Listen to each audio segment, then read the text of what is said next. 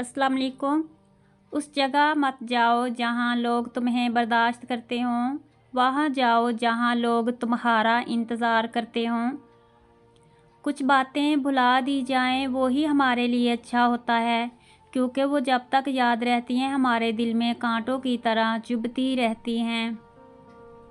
अपने खिलाफ बातें खामोशी से सुन लो, जवाब देने का हक वक़्त को दे दो।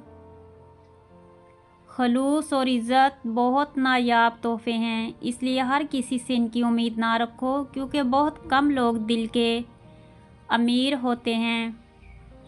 वक़्त की दोस्ती तो हर कोई करता है, मज़ा तो तब है जब वक़्त बदल जाए पर दोस्त ना बदले।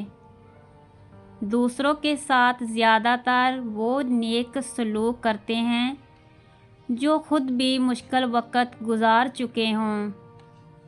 ज़िंदगी भर याद रहता है मुश्किल में साथ देने वाला और मुश्किल में साथ छोड़ने वाला।